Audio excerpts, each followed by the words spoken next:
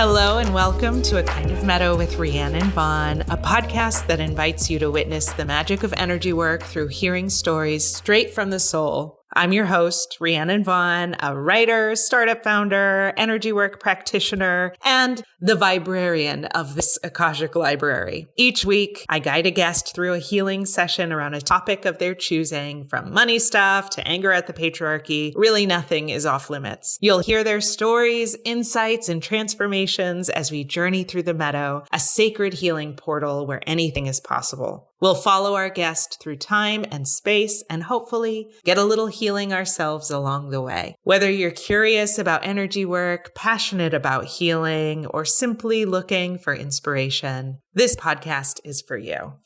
This week, I'm so excited to be joined in the meadow by the lovely Kibibi Devero. I met Kibibi during the pandemic when I joined this really incredible women's group, Getting Free, led by Melinda Alexander of Moo Mansion. It was so amazing to be in community and meeting up online weekly, or often in my case, several times a week for a whole year to talk about life and not only learn, but put into practice new ways of self-expression. And that included learning how to collage, sculpting with clay, taking self-portraits, learning style. I actually made my first oracle deck in that community, which ultimately inspired the Writing with Spirit oracle deck. We even sewed moo-moos and had clothing swaps, and there was always someone to connect with while we were deep in isolation during the pandemic. I'm so grateful for the experience. I cannot express enough how grateful I am to have been in that community. And Kibibi was so generous with her gifts inside the group. We had Tarot Tuesdays and moon meetings where Kibibi channeled so much wisdom for us. I remember in one session, Kibibi had talked about building trust in your intuition.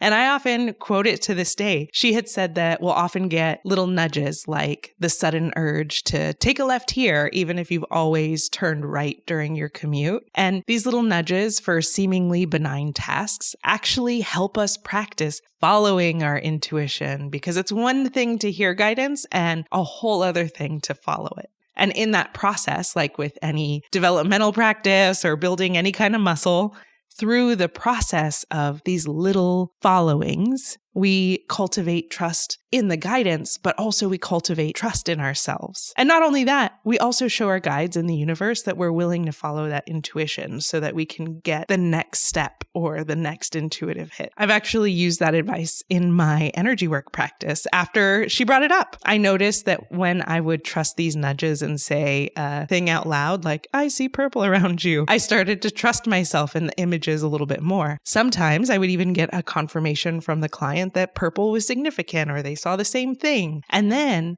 the next time I did a session, the image would get just a little bit clearer and a little bit more specific until I could receive huge swaths of information all at once. And that's when it became fun. It became a story that I don't know the end to yet, and I have to trust and follow the breadcrumbs of guidance to discover what it's going to be. And life can be that way too. Kibibi was the one who made that all click for me. And so I'm so excited for this episode. But before we dive in, I do want to give a little content warning. Kibibi's session was around healing this energy that she's felt orbiting around her most of her life, which is rape energy. And we actually don't ever get into sexual assault, and there really isn't any imagery around rape. In fact, it's a really beautiful session around bringing heaven on earth. But since it's the intention of the healing, if you feel sensitive to the idea of rape or rape energy, you're always free to skip the healing. Or if you want to see what happens, I would just advise that you make sure to take a few deep breaths and get really grounded, bringing up some deep earth energy to support you, allowing the session to light up all that's ready to be released, and then throwing all of that junk into the fire. I'm so excited for this episode, so I'll let Kibibi introduce herself and then we can dive right into the healing.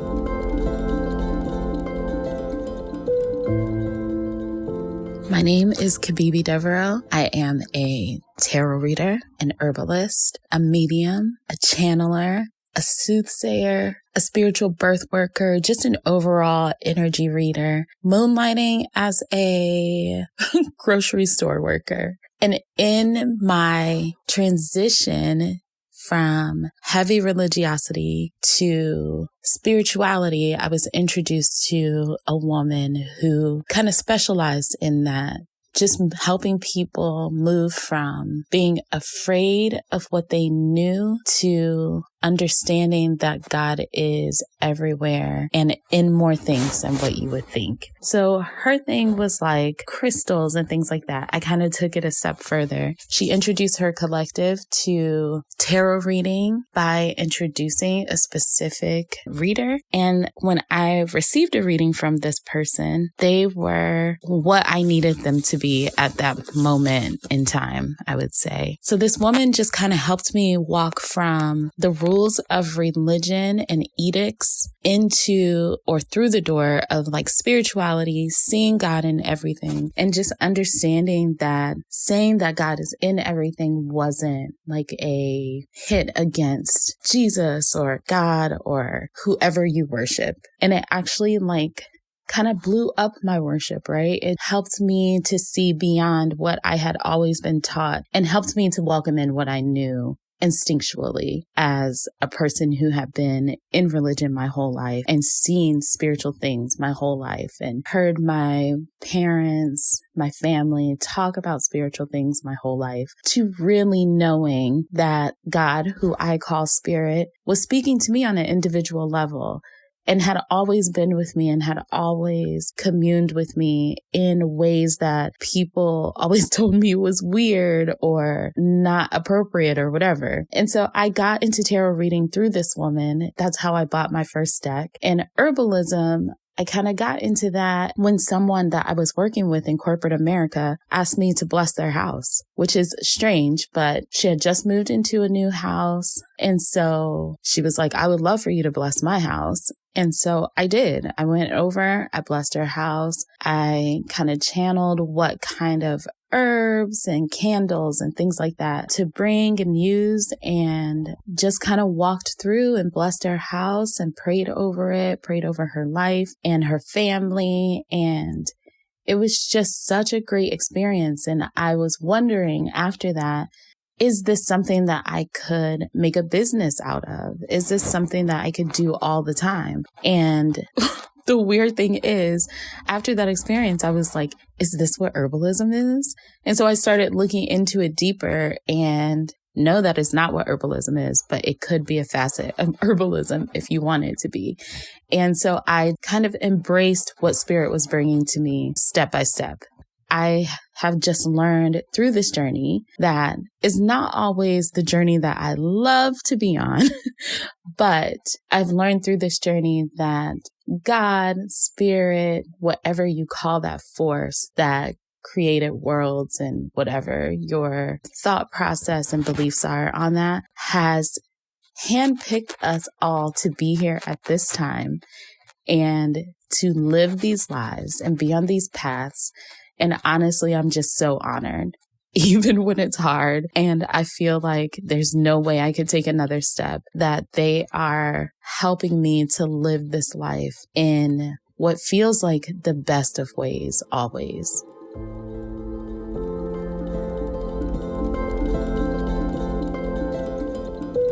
To start everything off, I pulled a card to see what the theme of the session overall would be as it relates to your intention of healing the stuff that's ready to be healed for your highest good, but also related to the rape energy that's been around you. And so the card that I pulled is the King of Wands reversed. And you are very good at tarot, so I will let you also pull your own interpretation. But I did want to read what this specific deck I'm using is the Radiant Wilds Tarot. And this is the meaning of the card reversed, which instead of calling it reversed, it calls it shadow. Be careful not to dismiss others for not matching your exact set of skills in a shared endeavor, especially if you're in a position of power. Asking too much of others will only negatively impact your vision. Stay realistic in what you demand. Everyone comes with a different set of experiences and power. So rather than holding others to your own standards,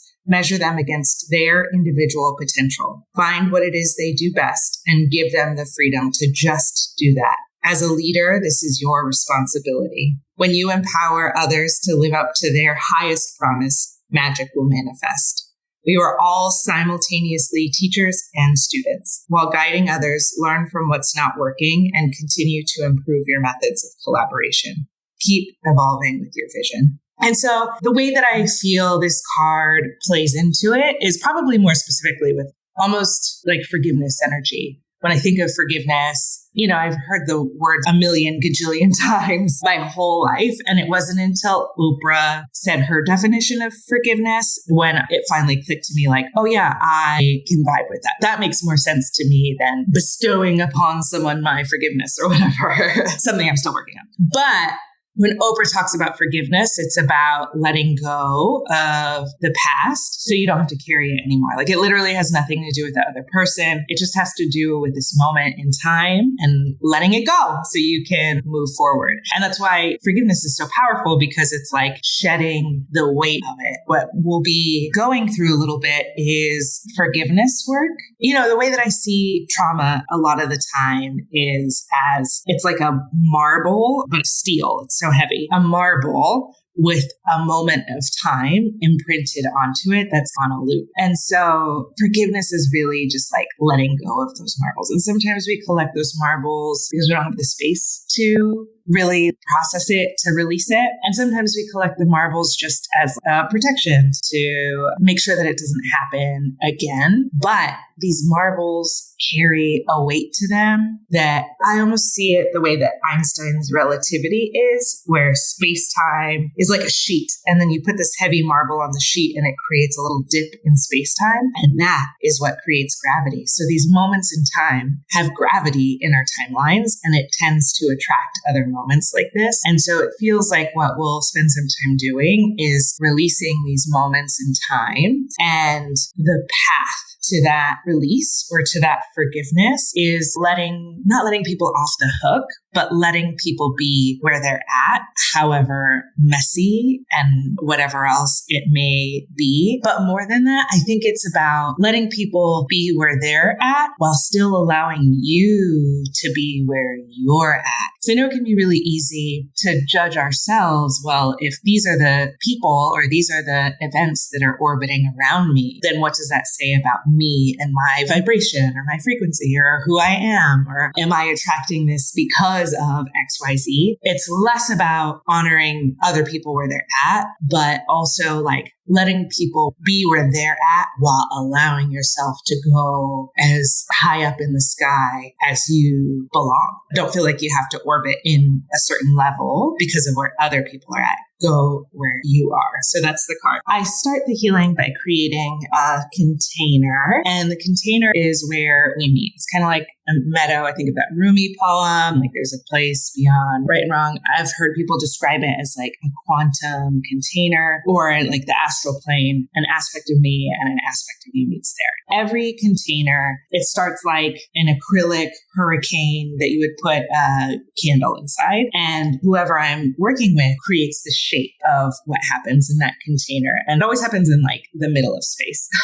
And so right away, let's ground it and plug it into source. And we're going to call in energies that'll help stabilize it. And this is really interesting. So your container immediately becomes a ball of fire. You feel like you're ready to go through the fire. Like you're going to have to burn through things. You're going to have to, walk through the fire to get to the other side of whatever this healing is. When we're up close and just outside of the container, that's what it looks like. It looks like we're going to have to walk through a fire to get inside. But when you zoom out, it's actually not a fire. It's a star.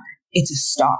It's a whole star. You know how the sun, just thinking of the sun, like the solar flares, there's all these explosions on the outside. A star is a ball of fire. It's almost like we're being shown, like, it may feel like walking through the fire, but actually you're stepping into your star. Like you are a star, and it's not about a trial or like trial by fire, but it's about expanding and exploding onto the scene. Once we get this shift in perspective, we go inside the container, and the inside of the container looks like heaven. It's like Shangri-La. This actually looks like when I went to heaven on ayahuasca. It's like floating utopia. There's like green and flowing water and space cars. It's like an idealistic vision of the future, like glass buildings or crystal buildings.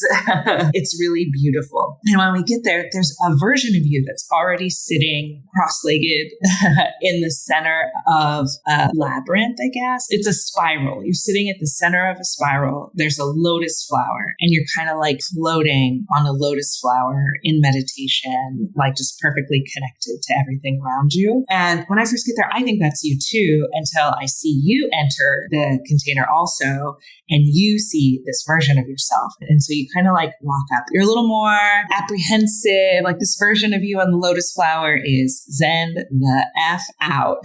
But you're like, where am I? What is this place? Is that me? This is a little trippy. You walk up to her. We go to touch her, and she's like a hologram. And so in a way, when she glitches or disappears for a second, when you try to touch her or connect with her, it almost feels like she's elusive. Like this version of you feels elusive to you. But really, this version of you is timeless. And this version of you is sitting here holding space and with you. She is you. She's an aspect of you. She's always here with you. She's not a part of you that you need to find or discover. She's a part of you that you just need to remember.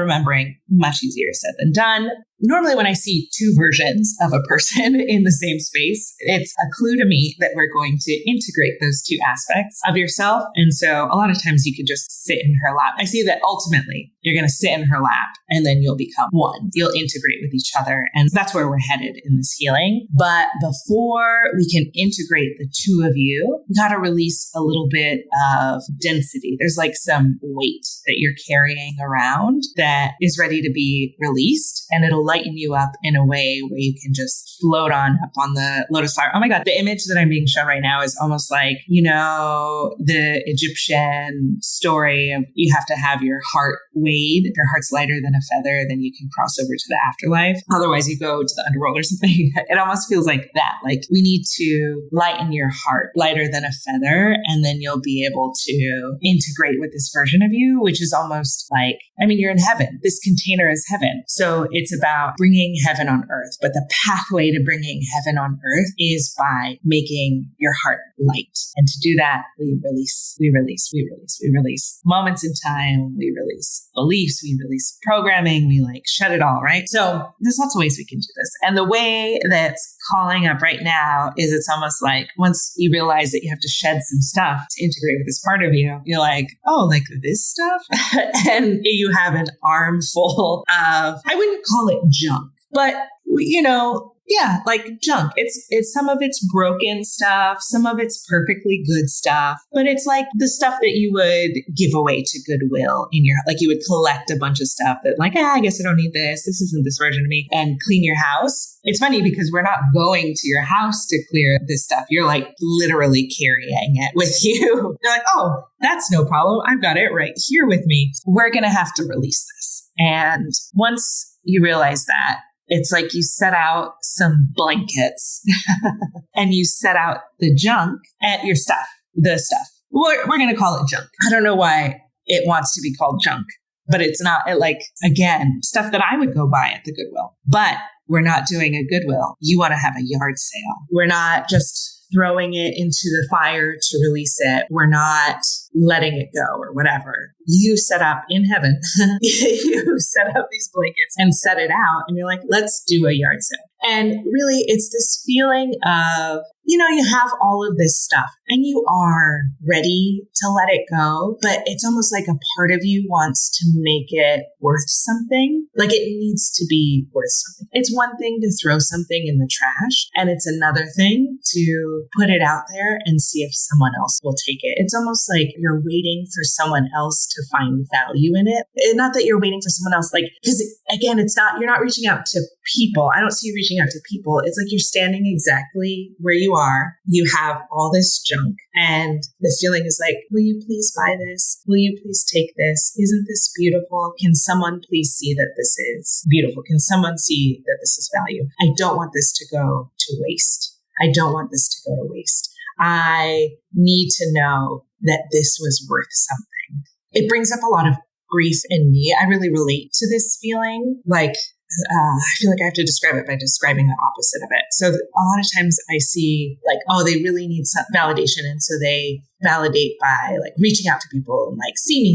Do you see me? Isn't this great? Do you see me? Like they're reaching out to people. But instead, I always relate to like the world is spinning past me and I'm motionless. And I just want someone to notice that I've stopped moving. And so that's kind of what it feels like too, is that I just want someone to notice this beautiful stuff before I let it go. Something that I have been shown that wants to come to you is this feeling that, I don't like to waste anything. It's very hard for me to waste something. I will repurpose something 1,000,000 times just to avoid throwing it away. But the moment it happens is the moment that the waste happens. Like the moment we buy the tchotchke is the moment that it becomes waste. And keeping it any amount of time longer does not stop the waste. It becomes the thing that we're trying to avoid all the way at the moment we purchase it. And so it's almost like these aspects of you. Some of it feels like events. And the events are almost like little snow globes. You have like a whole thing of snow globes.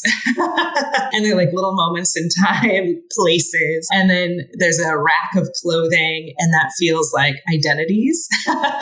And a lot of this is going to show up as symbols. So I'll have some interpretation, but really whatever instinctively you feel the interpretation of the symbol is ultimately it. It's like for you to project onto, because they're images for you. Like you might relate more to this than I could. And I'm just trying to make sense of it. So please feel free if you feel anything to take that definition over anything I say. So yeah, there's like a rack of clothing, there's snow globes, there's shoes, but there's shoes that aren't even like your shoes. I see men's shoes, business shoes or loafers. There's chairs. I almost see like office chairs, but it's like missing a wheel. There's toys. There's picture frames, but the pictures are still in it. So the picture frames still feel like moments in time. The shoes, the men's shoes feels like inherited stuff almost. Cause it feels like not a lover or not someone who's your age, but someone who's a lot older than you and stuff that you've kept. And it's not even pairs of shoes. Like there's a single shoe or, you know what I mean? Like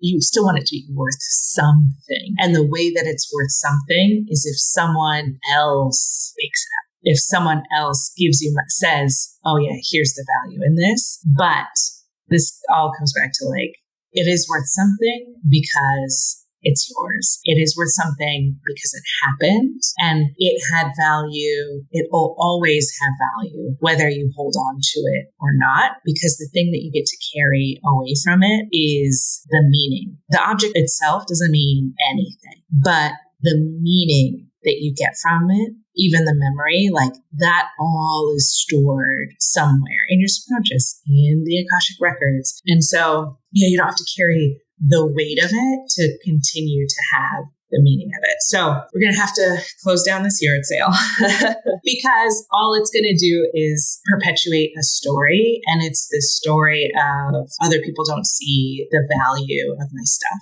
But it's not for them to value. It's like we decorate our homes for us. And yeah, like we want to invite people in and people appreciate it. But like ultimately at the end of the day, we have this stuff in the first place for our own treasure as our own appreciation and whatever. And so if we were to continue the yard sale version, it's like, oh, people don't see value in my stuff, or it's only valuable if I can turn it into something else, if I can let it go with something in return. But no, we need to just throw it all in the garbage, and in the energetic realm, that would be a fire. So we're going to make a big old bonfire. But instead of just throwing it all in there, we're going to Marie Kondo it, and we're going to give you a moment to appreciate the objects. So it's almost like you got to hug it, thank it, picking up each one, thinking of the moment in time. And each time you hold it and you think of the moment, it's like this bubble appears on top of you with this moment in time. Oh, this is interesting. So normally when I see times, I told you about these marbles, they're like steel marbles. They have a lot of gravity. But doing this Kondo exercise where you think the object, instead of a marble, it's showing up like a bubble. And a bubble is so weightless. It could just float away or pop and disappear, right? And so it's almost like this gratitude makes it a lot lighter. I never saw it that way, but it makes sense. So yeah, you're just picking up each object and it's bringing up memories. And some objects have just one bubble that shows that one moment in time that it's connected to, and some objects have a lot. And some of the memories, okay, we're going to do all the light stuff first, and then we're going to move to the heavier stuff. Okay, so you're thinking it, throwing it into the fire. So now we got some heavier stuff. And there's like a pair of men's shoes. And it's almost like they're not a pair of shoes anymore. They've become this bronze statue. And it almost feels like a Confederate statue, but it's a pair of shoes. I don't know why. But it's like that kind of feeling. It's that, with Confederate statues, it's like a moment of history that we're remembering. But it's like, should we be honoring this? But I guess it's better to honor it because it happened. But do we need this statue? And so, yeah, that's the feeling I'm getting from this pair of shoes. And it's almost like, it's funny that it's a pair of shoes because we don't get to see the person. It's not the shape of their body. It's not their face. It's not a statue of the person. It's just a pair of shoes. They're untied too. So I don't know if that means anything, but every time I see this pair of shoes, they're like, I think they're called wingtips. They're like brown wingtips and they're untied every time I see them. Even the bronzed version of it, the shoelaces are untied and to the side. It feels like very specific. We don't need to know who this person is, ultimately. We don't need to know the shape of them. It's almost like the shoe is the symbol of whatever this energy or this memory is. And I guess it could be a past life version of you. It almost feels like it's like part past life that's carried over into this life. Oh, we're going to open a portal. Okay, so what you're doing is you're stepping onto the statue and into this pair of shoes. And what it's doing is it's transporting us. It becomes a portal that takes us to this past life. And you have untied shoes. Yeah, it's like a version of you. He's like a sad, lonely man. And he's like walking down the street with his untied shoes. And he's a little bit hunched over, like staring at the ground. It feels like life is hard. He's in a suit, but it feels like it doesn't fit him properly. And he's like viewing people from a distance. Like he doesn't know how to interact with them. And what he really needs is not just to be seen, but like someone to shake his hand, to like touch his hand and to feel touched and to feel held in a way that is respectful. It feels like he doesn't know how to be touched with respect or tenderness or reverence. And that's what he needs. That's what he's been craving since he was like a baby. And so what we're doing is we're going to let him walk down the street and someone notices him. It's like an angel. And the angel's just going to like, hey, I think I know you. And then shakes his hand. And it's one of those handshakes where it's like holding both sides of the hand, like, oh, hey, good to see you. Like a hug of the hands. And they're going to have a conversation and it's going to bring a lot of this like respect and validation and contact. It's like an intimacy, even among strangers, of just like, oh, I see, you're here, you exist, you're present. Okay. And so we're going to let the earth bring, like, we're going to let this man, this version of you in a past life, like root down deep into the ground and the earth supply more of this feeling of like respect and like, I see you energy through the roots. And just nourish him. And it kind of changes his posture. Like this one person noticing him changes his posture. And so it's like slowly changing the way that he's moving through the world. And so it also changes, it's almost like this resentment of not being seen. It's hurtful. Like it's a lot of grief. And then there's like a layer of resentment about it. Just like, washes away from this one person. And it feels really now, instead of just walking by people head down, expecting them to reach out to him, he's smiling. So he's passing the next person on the sidewalk and smiles at them, and then keeps walking and waves. And there's one person who is like, oh, hey, your shoes are untied. I don't know why this is so funny. Like, oh, hey, your shoes are untied. And so he's like bending, oh, thank you, and bending down and tying his shoes. So he like feels helped with this little gesture. And so he's feeling pretty good. And it feels like, you know what, we can let this man go. He's going to be okay. It feels like he's going to be okay. He can continue on this journey. It's almost like a perpetual sidewalk of like passing strangers. And we can let him, he was like stuck in a loop of invisibility. And so now just being seen, it changes the way that he interacts in the world, because when you don't feel seen, it's almost like you could do anything and no one will notice, or you could do nothing and no one will notice. And so just people making eye contact and saying, hey, it's changing the way that he moves because he's feeling perceived. And so he's going to be fine. And we can just let him cross over and get him out of this time loop. And so we're going to call in the angels to escort him to the place of highest good, and it's time to move on to the next life. And when we do that, there was almost like a little cord connecting you with this version of you. And so we can cut that cord and close the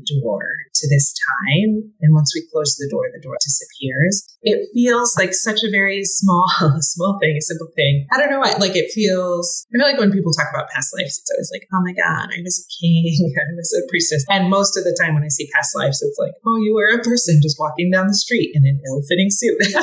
So it feels like a small moment, but it's almost like because you experience that, there is a certain type of man that you have a lot of empathy for. Sometimes that is confusing because it didn't feel like in a past life you were a bad person by any means, but some of the people who share that are not always great. Like sometimes they end up, I don't know, I'm thinking of like being trolls on the internet or whatever. And so that resonance of not being seen or valued or touched respectfully it's like the difference between like someone shaking your hand versus punching you versus like using you versus like valuing your opinion. So it's almost like, yeah, it was not a magnet, but this ache to want to see the value, like wanting to see that it was worth something, but it was worth something because in a way it like creates this level of compassion. Also, it happened in that life, so you don't have to experience it in this life. Your soul knows it.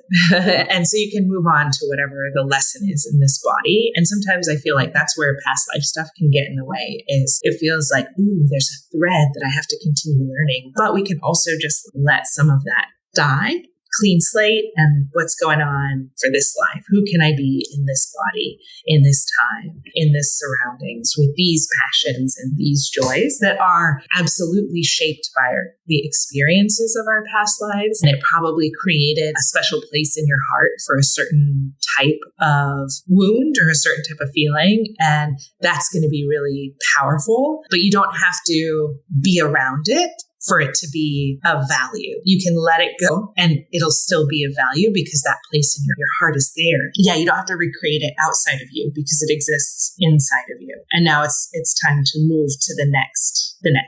Now that we let go of that version of you, we can also let go of the people that were corded in to, it's funny because I almost see like a little girl version of you, and people are corded around so that they're orbiting you, but they're not connected to you specifically. They're in your orbit because they're corded into that doorway to that other version of you. But that doorway's closed. So we can let go of the cords of all these people and we can thank them like the way that we did with condo stuff. We're going to thank them for revealing this opportunity to heal, to let go of this past life, of this version of you, of this doorway that was creating a rip in time and space, a leak, an energy leak in time and space. We're going to thank them for revealing that and let it go. And also, you're not responsible for anything that they did. You're not even responsible for them being drawn to you. Like, it's not related to you at all.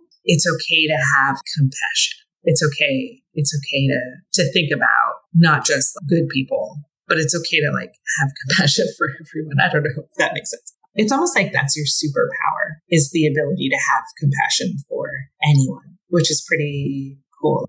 When we think of heaven, I think a lot of the programming that we have about heaven and ascension and all of the ways that we can think about that are like, you have to qualify to get in. And if you don't qualify, then it's hell for you, or you have to sit at the gates. But that's not the way forward. That's apartheid, or you know what I mean? Like, that's like spiritual segregation in a way. And everyone has the opportunity to get to heaven, but everyone's going to end up in like a different, like if we think of, it's funny because there's like a lot of collective stuff that's like flooding through that feels attached to this. So, I mean, even when I talk about apartheid, I'm thinking of like the stuff that's going on in the Middle East right now. It's all that same thing of there is this binary world. I guess that's duality, right? And it's almost like you know how to hold space for both. That's really powerful. And that's what we need right now. And it's even like right and wrong, good and bad, good and evil, heaven or hell. You're in or you're out. You're with us or you're against us. It's almost like, okay, so if this heaven that you're at feels like it's at the top of a mountain, again, I feel like Shangri-La vibes. And so it's like, so you're so high on a mountain that there's like clouds around you. So it feels like you're literally in heaven. Now, there's going to be some people who exist at this Shangri-La heaven, like you, like this is where you're at. This is yours. And there's a version of you already there waiting for you to like get up there. But not everyone is meant to be there right now. And it doesn't mean that they're not going to have heaven. It's just that they might be at base camp 1 of Everest and you're at the top of Everest, right? And it doesn't necessarily mean like not everyone likes the altitude at the top of Everest. Some people have no desire to make it all the way to the top, but it would just be nice to be nearby.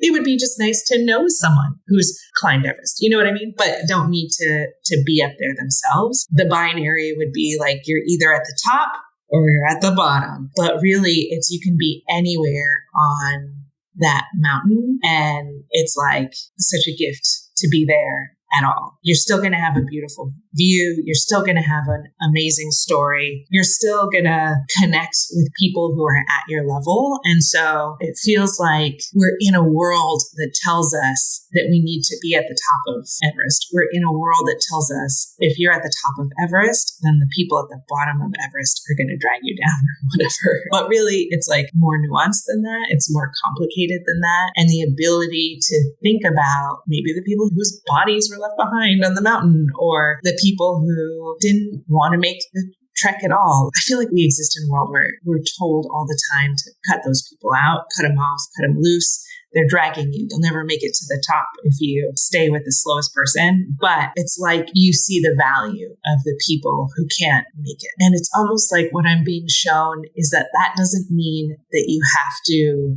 go at their pace or that you have to cut them loose or leave them behind. It's almost like you can exist at the top of Everest. That's where you live. Your home is up there. You can speak, like make broadcasts from the top of Everest, and maybe some people down below will hear it. Or occasionally you can climb down and climb back up, but you don't have to wait with the people at the bottom. You are at the top, and that's okay. You are a star, and that fire around you is energy. It's like sunburst energy. People are going to use you as a guide to navigate that. But that doesn't mean that the star has to like come down to earth. It would crash into us.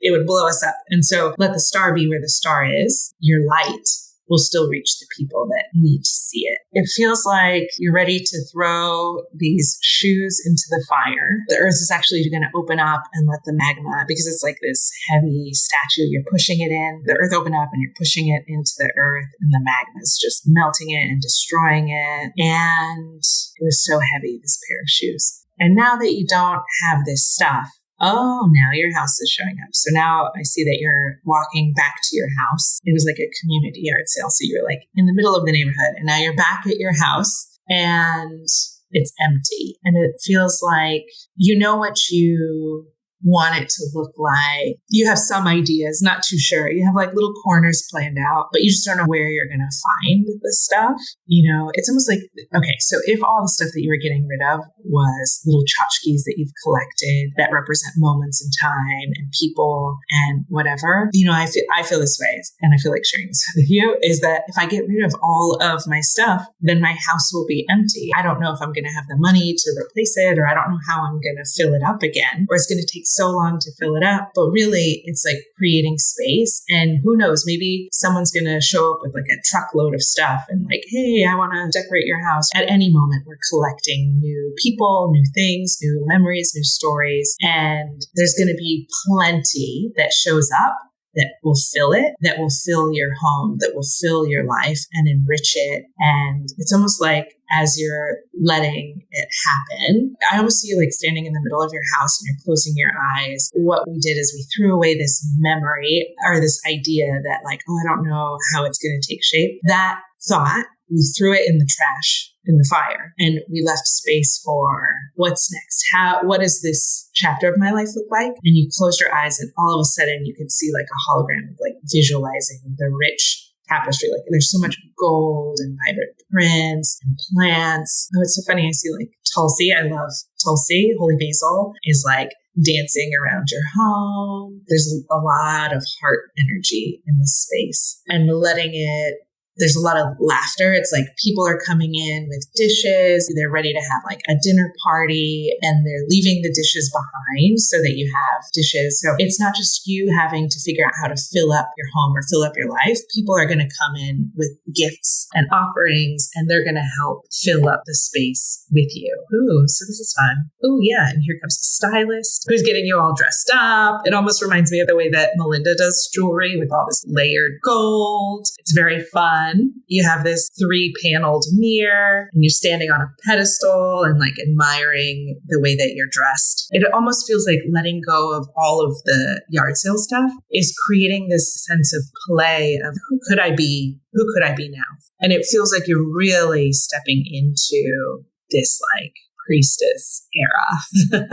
You're like holding a staff and dressed like a goddess and all this jewelry. Your hair looks like a crown and you're just looking at yourself in the mirror and admiring who you are. And like the distance from even like that vision of the man like stumbling on his untied shoelaces to who you are today. And now you're ready to go meet this higher version of yourself and integrate. Oh, you're like walking from your house back to the center of Shangri-La, to this lotus flower floating in the center of a spiral. There's like a procession around you of everyone who's just so excited for you to be on this journey. There's like spirit guides. Some of them look human. Some of them look extraterrestrial. And everyone is just like really celebrating and making it a party that you get to integrate with this version of yourself. And so you're just going to take a seat exactly where she is, this other version of you, and you're just going to like melt into her.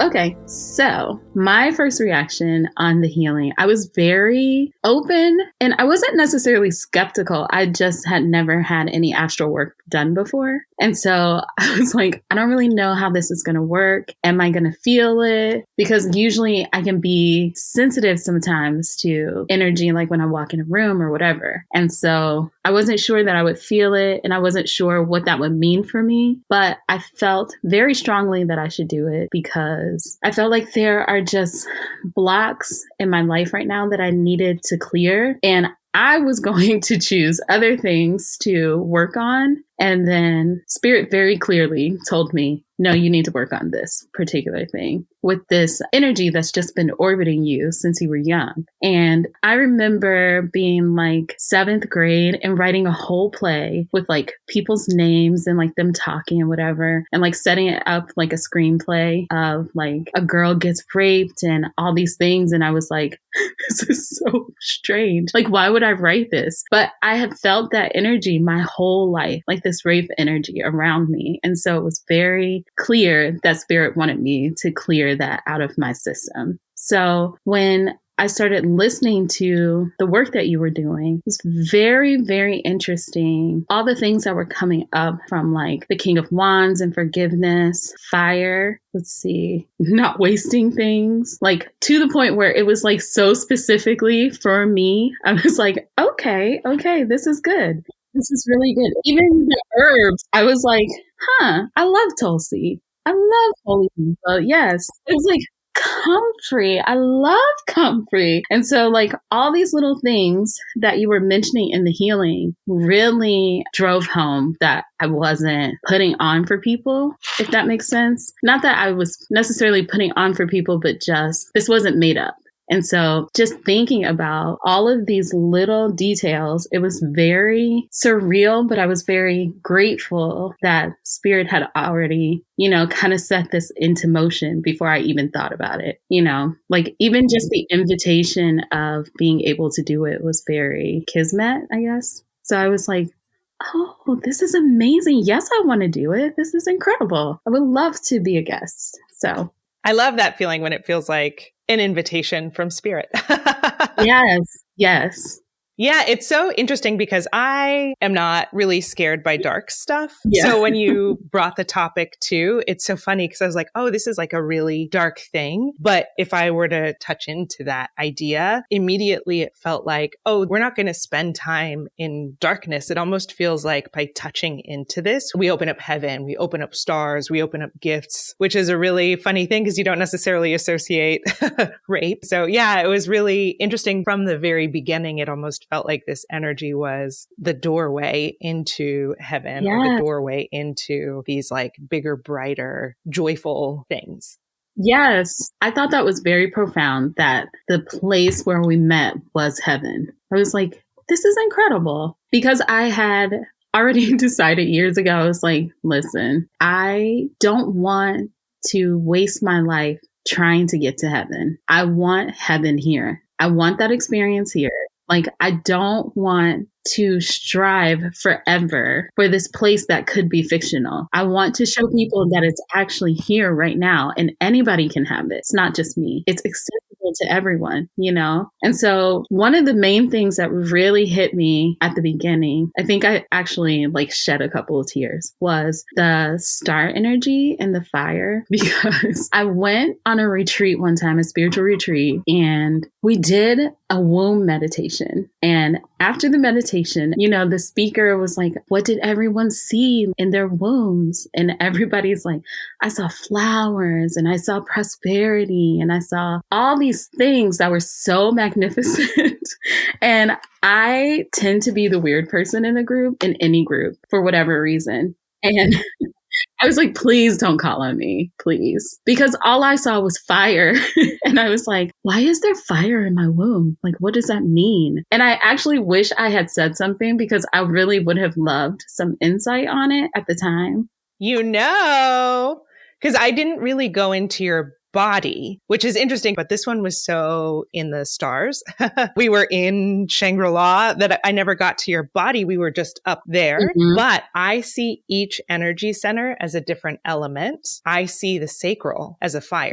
There's always a flame, but the kind of fire is different. And that usually reveals information, but it always looks like we need to tend to the flame. Some people have like a bonfire that like burns everything down, or some people have like just a little candle that needs to be nurtured, or it's like a flame in a very dark space. So we have to open it up so the flame can be tall. And the fire is meant to fuel the solar plexus. So the flame should go all the way up. And then I always see the solar plexus is all of the elements combined to make an island, but the sacral always a fire in my vision. That is so cool. I love that. I was just like, why am I such a weirdo? Why is there fire in my womb? And recently I've been meditating, which is weird for me because although I'm an air sign, I'm very I can't meditate. I think too much. I overthink everything. Like my mind doesn't stop. There have been very few moments where I have been able to meditate and everything clears out and I hear messages that I've been wanting to hear and needing to hear. But that has happened maybe 3 times my whole life, just a handful of times. And so I've been meditating recently and I have felt one about the forgiveness that you were talking about with the King of Wands in reverse. And forgiving people preemptively so that I do have the opportunity to forgive them before anything even happens, to let it go before anything happens. Like I don't hold on to tragedy and trauma necessarily, but if you wrong me, I will remember. And I do hold on to the feelings of that. And I've always said, well, I forgive you, but I don't forget who you are. So when you were talking about the forgiveness, I actually had a conversation about that very recently with a friend. And they were saying I thought you forgave me for that. And I was like, I mean, I did, but it also to me is like a character thing. Now I know who you are situation. And I was like, I don't know how to let that go. So when we were going through all these things, or when you were telling all the things, I was like, that is incredible. Because after the healing, I finally texted that person and was like, I actually forgive you. For real. Clean slate. And that had never happened before. And I meant it. And I was like, this is so cool. Oh my God, I just got chills. Yes. Because I needed to do that, but I just didn't know how. I had no capacity at that point to for real release things, forgive and forget. Yeah. Well, and it's one of those things that people say forgiveness is the answer. It's literally every church. That's all they talk about is forgiveness. Even A Course in Miracles. I don't know if you've read the number one thing. It's all about forgiveness. Forgiveness is the way to heaven. Forgiveness, forgiveness. But no, it's the same thing. I almost feel that way about healing too. Everyone, you got to heal that. You got to heal that. You got to heal. And it's well, what the fuck does that mean? I don't know. Nobody ever tells you. Yes. And so I agree with you. I agree. Yeah. And forgiveness is one of those things where it's I can forgive you, which means that I just allow you back into my life or whatever, but I'm still holding on to that moment. And I think it's about the dynamic between me and the person, but it's really that memory, letting go of the memory is the act of forgiveness. It has nothing to do with the person. Yes. So you can let them back in or not let them back in. And that doesn't mean that you forgive them or not, because it's about that moment. But it's that Oprah clip blew my mind because I was like, oh, I think I get it. The same thing with compassion. Have you ever heard of Almass, A.H. Almass? Is this book series called The Diamond Approach. And he talked about compassion in a way that I had never heard it talked about before. I almost think that nice culture influences everything because it's part of American mainstream culture. Especially here in the South. I can see that, definitely. And I think that even though compassion means with suffering, the way that Almass talks about compassion, once I heard the definition, it's that makes sense to me instead of pity. I feel everything else is about oh, poor you. I feel for you. Where Almass talks about compassion is leading someone to truth. So it doesn't always mean being nice. And when I think about, difficult dynamics where there may be boundary violations, for example, the compassionate thing to do is not to let them violate your boundaries. The compassionate thing to do is to be honest about being fucking angry about it or annoyed about it. But we only see the vision of compassion that's oh, here's some soup or whatever. And I think forgiveness is one of those things too. No, I agree. That is so good. I've never thought of it like that. Speaking of Oprah, I had seen on Oprah one time where she said, I am not a nice person. I am a kind person, but I am not nice. And so that always stuck with me. I'm I am a kind person. I will go out of my way for people. I will make sure that people have what they need if I can afford it in whatever capacity, even if it's just giving of what I already have, time, whatever. But I told someone recently, I am not nice. I don't always want to smile and do the things that you ask me to do. Sometimes I do the things that you ask me to do with a frown on my face because I don't really want to do it. But I am kind enough to take time out of my life to do these things for you because I know that you actually really need them and want them, especially people that I know don't like to ask for help for whatever reason. And so I'm like, okay, well, it took a lot for them to even ask for this. And so even if I don't want to do it, I am kind enough to go ahead and do it and not complain about it and not make you feel bad about it because I've been in that spot before. And so when you were talking about the balls with the memories in them and how when I would touch one, the memory would kind of pop up, I was like, that is so good because I don't hang on to dates of tragedies. I come from a big family. So people die in droves. It feels like one person goes and it's like a million people go.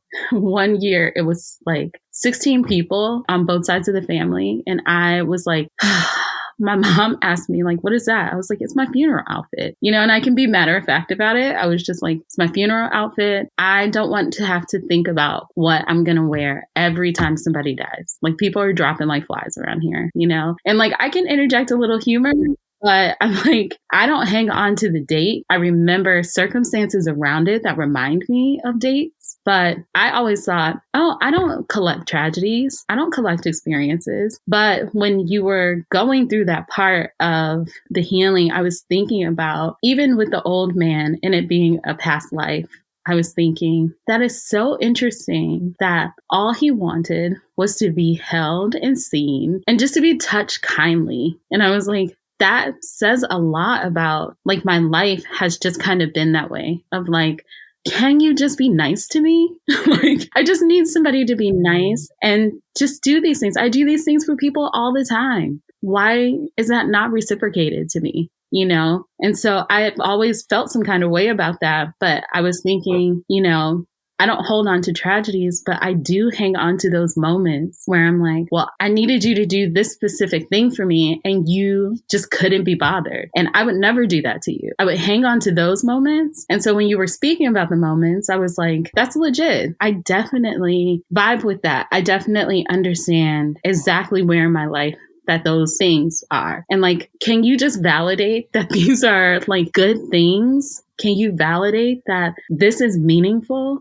Especially in my life right now, I felt like I was supposed to move here. I felt like my great grandmother was telling me to move here. I think I met her once when I was like 4, but she was telling me to like lock my hair. And I was like, why? Like she kept telling me to have somebody like part my hair and bless it and comb it and then just to lock it up. And I was like, that is so strange. And then she said, move back to this place. Like I'm in rural Georgia. Why? I was like in Virginia where everybody has like a security clearance. And I'm like, hey guys, I am going to move to Georgia and start a business. It's going to be great. It's going to be amazing. And then when I moved here, I was like, can somebody please validate that my experience is important and it's necessary and it's valid? Can somebody do that for me? Because everybody's acting like I'm insane. And why would you ever do that? Why would you come back here? And I'm like, because I was told to come back here. I was called to come back here. Oh, yeah. I feel that way about moving to Georgia, too. I was wondering why you would move here. It's one of those things where it's like a nudge from spirit. We got an eviction notice in our home in LA and I wasn't ready to move, but I knew that it was coming and I knew that I didn't have to think about when, that it would just happen. So we were evicted and it's like, I guess it's time to move to Georgia, but it was hard. It's very hard. I don't think I know the lesson of that part yet. Like our money fully disappeared moving here. And a big part of it was because we like bought a house and now it's like, oh, are we going to lose the house that I thought you told me? I thought I was just following your direction. And where's my validation for there's no prize for this? It's just like, oh, why'd you do that? Why would you leave? Yeah. And so, yeah, I feel like I don't necessarily need to be validated on the human level, but I would love to be validated by God. Right. I'm like, where are you? Yes, absolutely. And at first, I felt very much that way as time has gone on. Spirit has validated to me personally. And like, I'll be like doing something and I'll just get a download. And this is why this happened. And I'm like, what? That's incredible. But then talking to my family, I'm like, y'all make it sound like I'm insane. I know that I am not. I know for a fact that I am not. Like, it goes from one extreme to the other of like some people being like, you're so brave, it's amazing. And then I have the people that are like, you're insane. Why would you leave corporate America to come here and struggle and be broke and do all these like meaningless jobs, etc.? And I'm like, because why wouldn't I? Who am I that I can't do a job that is supposedly, or quote unquote, a low job? I can clean toilets like anybody else. Sometimes I do get in my ego and I'm like, my time is so much more valuable than making $100 a day. But so is the time of the people who do those same jobs all the time and they don't complain and they get it done. And I'm like, who am I to not have that same experience? And if you are not in those spaces, you can't tell people how to feel in those spaces, how to get out of those spaces, or even just cope while they're in those spaces. It's hard to feel like you're locked into those cycles, you know, of like, I'm making $100 a day. And if I don't go to work or for some reason, because I was working at a center, if the center is closed for like a holiday or something, I don't get paid. I don't get sick time. So you're trying to stay as healthy as possible. You're trying to get all the hours you can, but you're tired, you know, like you're weary. And unless you're in it, you don't understand that people are really doing these things without even complaining. And not that corporate America is like a dream outside of like the pay, because you still get the same stress and weariness and stuff, but it's just different having to survive. Plus knowing that you're not going to be validated for the thing that you do. Like nobody's going to say, oh my gosh, you did such a great job cleaning the toilet yesterday.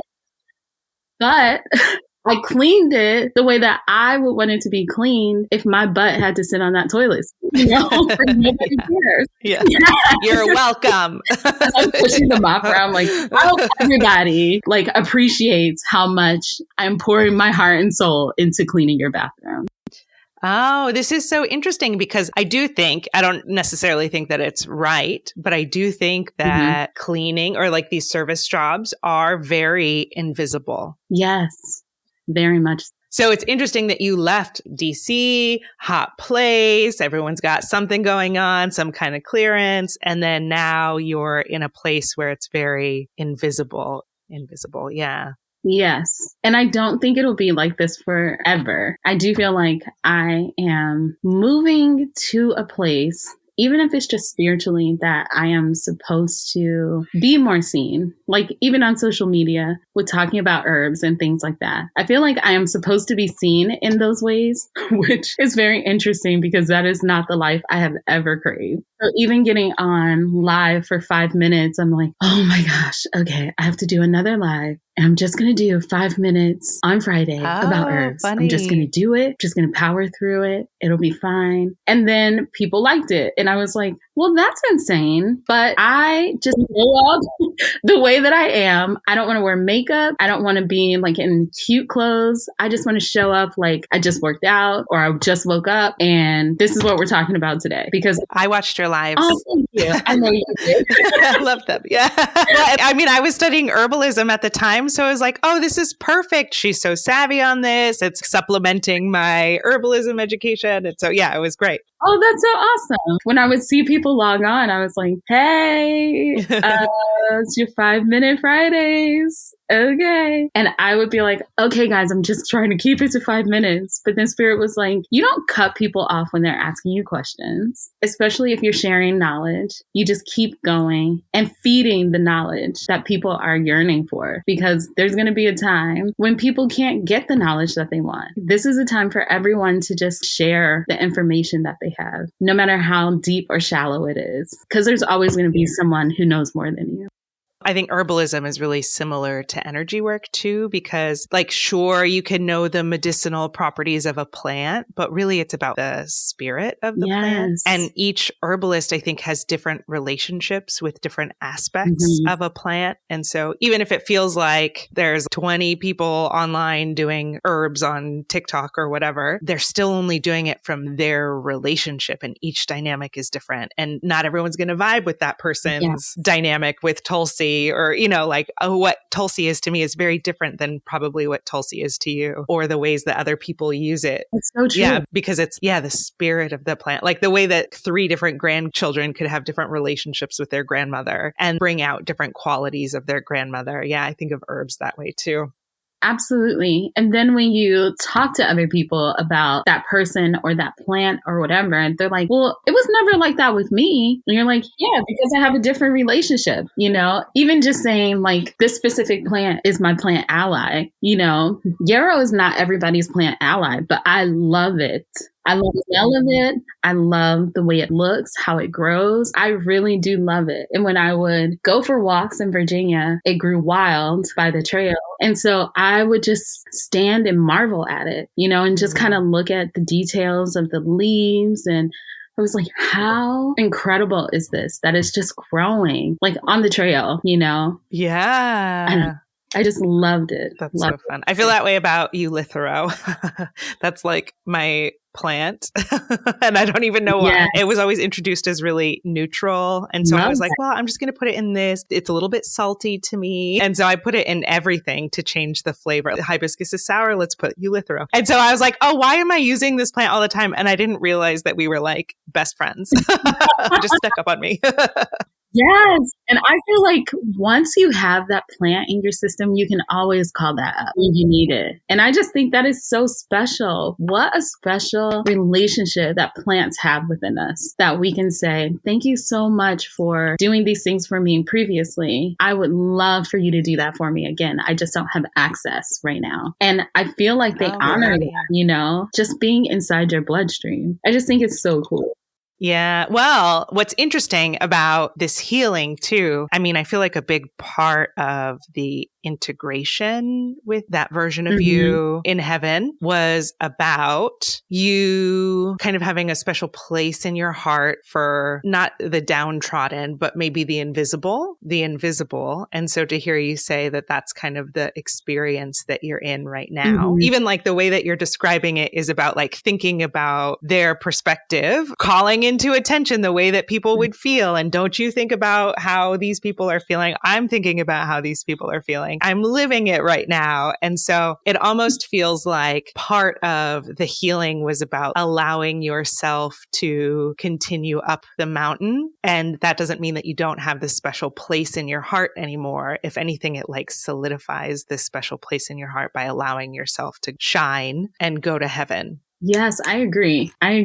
That is so, honestly, the whole healing was just so special to me, just because it validated for me that I'm not wasting my time in what is quote unquote low places. It's like being in these low places is really shining a light on how to help everyone feel seen, but in a way that actually touches them and is not like performative. Because, you know, like in a corporate office, if someone is cleaning, you know, your cube or whatever, you're like, oh, hi, because you see them all the time, you know, when you're working late or whatever. And you're like, oh, hi. Oh, do I need to move my feet? Performatively trying to be out of the way. But when you've actually been in that spot, instead of being like, do I need to move my purse? You just move it. And you make things a little bit easier, because you know that they're fighting every day to even come into this job because they need it. You know, like they're living in survival to even stay in this job. I think the lesson of being seen and validated with just a two-handed handshake is just, it was very profound to me. I did shed a couple of tears, like listening to the healing. I was like, this is so good.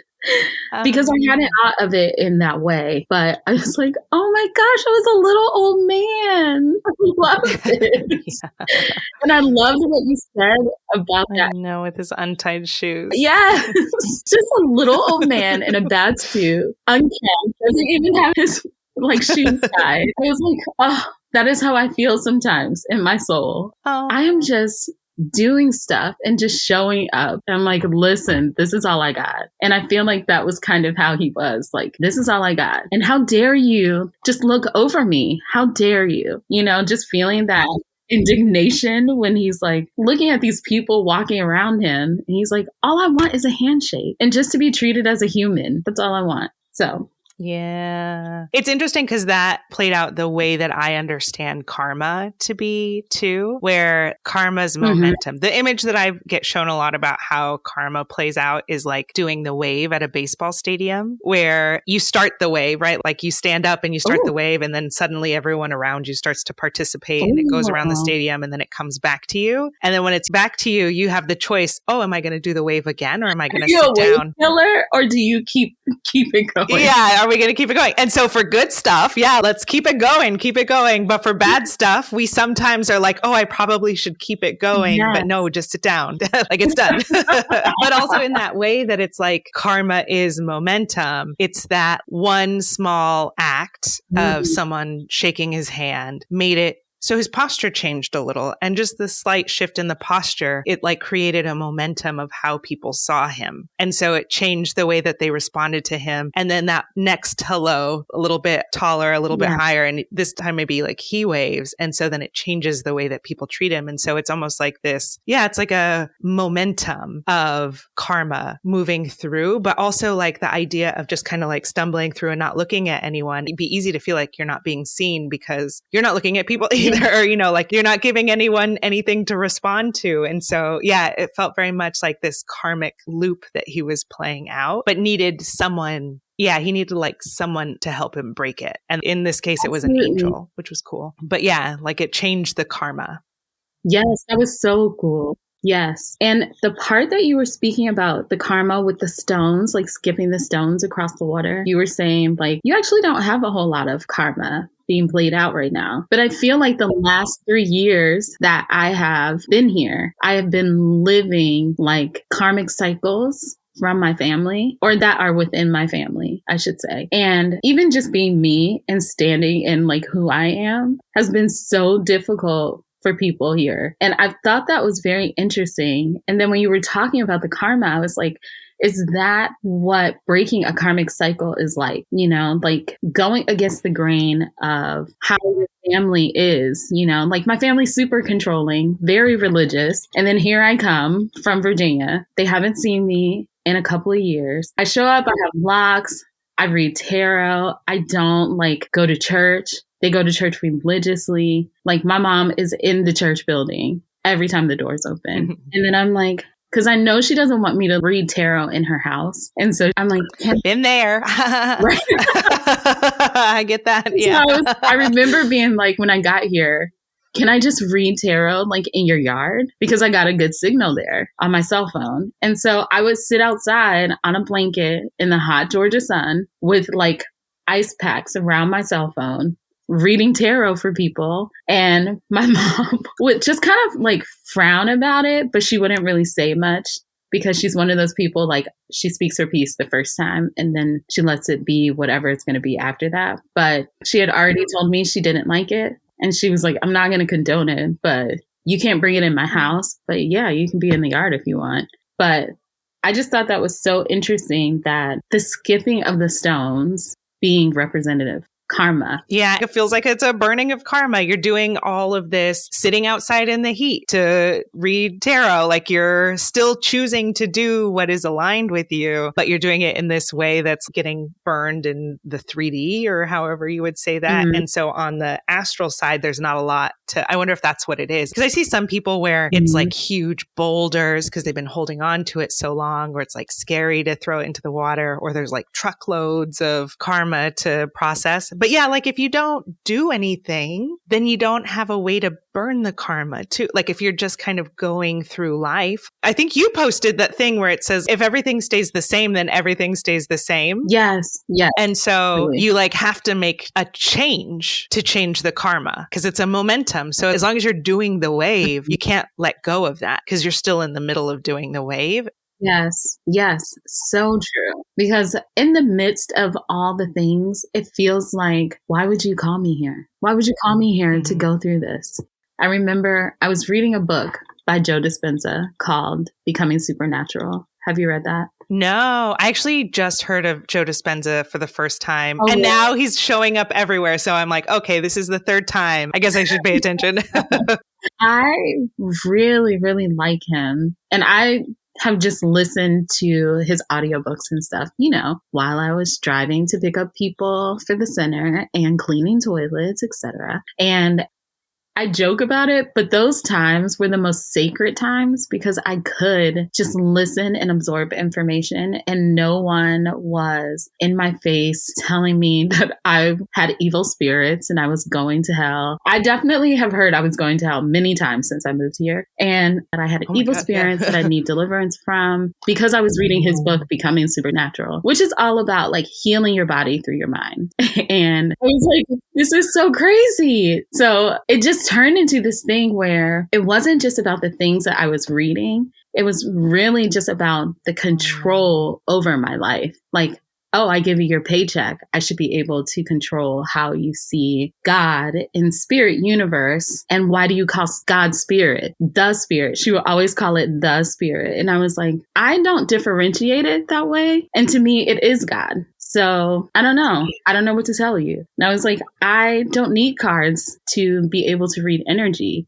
And so even just going back to the healing and the hologram, I was so taken with that. And like, there is this place in people here where I am supposed to be like this guru. So some people I'm going to hell. Other people I'm like this guru and I'm healing people and all kinds of things. And I'm like, but this isn't special to me, I should say, that I can read tarot cards and I like plant medicine. Like, you can learn plant medicine too. I'm more than happy to teach you, but there are people that have just accepted that I'm not evil because they're like, every time I'm sick, you show up with the medicine that I need. And I'm like, I heard that you had COVID recently. And so I just brought you some Mullen glyceride. It's just very soothing. It's going to be like slow, but it's going to help tone your lungs and help get rid of the mucus and help with air control and airflow with your lungs, open the bronchial tubes, things like that. And they're like, oh my gosh, I know that you have God in you because every time I need you, you're here. And so those are the things that have validated me, just like my little past life old man with the unkempt suit and untied shoes. And I'm like, this is the two-handed handshake that I needed. Those kind of things have validated me in this life. So I'm like, I wonder how much that life translated into this one. And then going back and listening to it again, I was like, that is so crazy how profound it is and how much of my current life I can see in it. And I'm like, just praying, like, do I have to do this again? Can this be the last time that I have to burn through karma? Is that okay with everybody? Because karma is hard. It is very hard, especially when it's not necessarily yours. Like, if you're breaking karmic cycles within your bloodline, even with, like you saying, like the drop of blood in the fire, it was like so good. And I would have never thought about that myself. But the way you pieced it all together, I was like, this is so profound to me. Oh, thank you. I really, really, really enjoyed it. I've listened to it 4 times now. Oh my God. Oh, well, I love that. That makes me very happy. I will say about the past life stuff, I think what I'm piecing together from doing this is that past lives, sometimes there's like a thread that it's like an imprint or a ghost in our field that's just stuck in a little bit of a loop. And when we release that, it closes the door to that loop. So it may have, like, if you felt really connected to that energy, it hopefully won't play out anymore because you released it and let it go. And then there were people who were courted into it. And so we also let them go. And so it doesn't necessarily mean that they'll disappear. Some people will because you don't need them. And they just they liked that version of you that kept your head down and just wanted to be validated. And then they could just walk by you and not have to do anything. So those people can go, or they can change their dynamic with you. Like it opens the door to see you for who you are. And so all these times where you're like, don't you know who I am? I feel like you don't see me, it's because they're not seeing you. They're seeing this imprint. They're like connected to this ghost. So it creates space for people to see you instead of this thing. But the way that I see past lives too is that it's like a magnet that brings people who are attracted to whatever that looping ghost energy imprint is. But the reason it calls people into your field is so that you can see it and heal it. Like, this is a new lifetime. Let's let that go. Right. And then you can move forward, but you don't know that it's lingering in your field until people treat you that way or you feel that way. So yeah, I feel like with that, it was a pretty clear door closing, and it felt like we really cut off any connections to that lifetime. And I'd be curious to see how dynamics may shift or how you feel in a situation. Mm-hmm. Like, even if it'll change the way, because it felt like the yard sale energy, like that feeling of like, I can't let it go until like that was connected to the lifetime too. Mm-hmm. Yes. And I thought that was very interesting too. Like, I just need someone to see how great this is, you know, and I connected that to just the experiences that I've had here since I moved here, from being like really free at the beginning and then taking this job and then having to kind of like, I was going to say subordinate. I can't think of the words, but like kind of lower myself in this particular moment because I didn't want to outshine anybody or go above anybody for whatever reason, you know, like I just wanted to go in, do my job, have as much fun as I could, you know, and laugh with the clients and joke with them and sing songs and dance a little bit. And you know, I have never seen myself as a morning person, but in the mornings, I would stand at the door and be like, good morning, so-and-so. Good morning, Mr. So-and-so. And they would just look at me at the beginning like, she is insane. Like, why are you standing at the door? And I'm like, good morning. Good morning. And some of them were so grumpy. And then by the time that I left, they were all expecting it. You can tell they love it. Yes. Oh, fun. Yes. Did the untied shoelaces energy feel significant to you in any way? Because that seemed really specific. The shoelaces being untied, I definitely feel like there's a lot happening in my life that I haven't necessarily connected. Like, I've done enough. The shoes are laced. I can't really do too much more than that. I am literally doing what I can. So like even having, you know, a business, I'm like, listen, I put together a website. I put together a scheduling site so that people can schedule like tarot readings, etc. I really cannot do the work behind the scenes of all the things. I can't be all the things for this. I need other people to come help me. Can somebody come tie my shoes? Is that something that is possible? You know, like, and I feel like even though I haven't been able to do those things, Spirit has brought me people that could do some things for me, but I had to pull the trigger, you know? So I have a website, but I need to go in and do a little bit of tweaking and launch it. But I just hadn't done that yet. And then with the tarot stuff, people could schedule, but there were like limitations on that too. So I'm like, okay, I need something that immerses everything together so that it's just one thing. People can just go to one site and do one thing. And I finally feel ready to do those things. You know? Yeah. A wingtip, when I think of that, it's a dress shoe that could be polished. It wasn't a tennis shoe. It wasn't a beat up shoe. It was like a very nice polished shoe, but it was untied. So it's like everything's there. It's just, the last piece of tying it all together. Yeah, that's true. And you have on a suit. Yeah. Like, why would you ever have on a suit if you weren't fancy? Going somewhere that required a suit. Yeah. Exactly. Yeah. It's interesting that it felt like when the statue showed up, this like mixed feelings of a statue too. Wanted to hear if anything came up with that. With the statue, I think it kind of fed into the priestess era that you had mentioned. And integrating with the Zen version, the hologram. And kind of creating this real person, not just a persona, which is what I felt the hologram was. It's not just like this empty persona. Like, this is actually who you are right now. And with the blood, the ancestral bloodlines, and like cleansing all of that and really purifying all of that and connecting your bloodline to this new version of you, and not just like not getting rid of the old, but kind of learning from the old and integrating it into this new person that you're becoming. Because I do feel like there is a priestess era that is coming, and I don't really know what that means, but it resonates very deeply for me. And there was something else about the mountaintop. Oh, yeah. You want to talk about heaven and not everyone's meant to summit Everest, but there's like levels. Yes.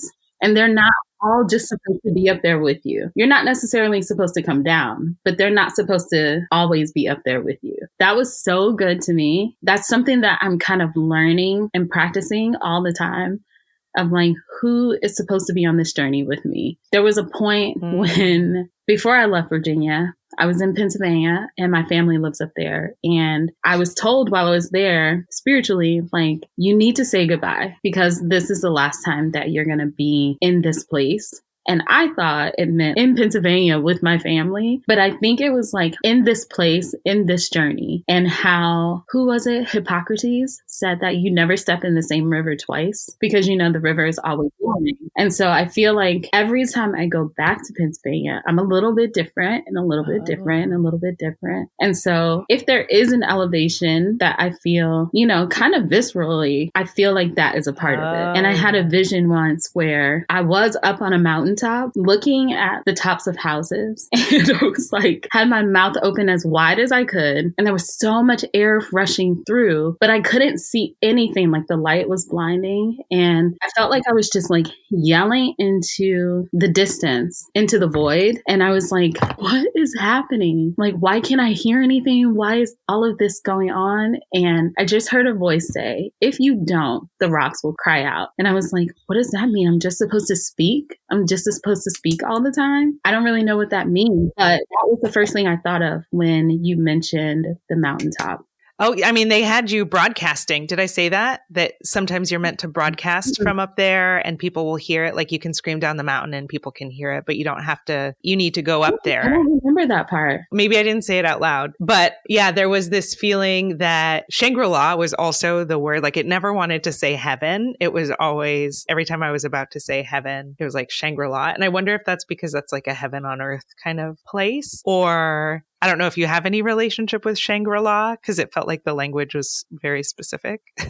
No, but I have definitely always been like, I don't want to just work my whole life for some heaven that has been promised to me. Not to say that the Bible is not a holy book, but at the very bottom of everything, it is a book. And so I'm like, so you're telling me that there's this place where I'm going to have all these riches and I'm going to have all of these expensive things, and I'm cleaning toilets right now, but I'm going to get it. After I die, I'm going to get it, you know? You're going to have to kill yourself to get there. But Exactly.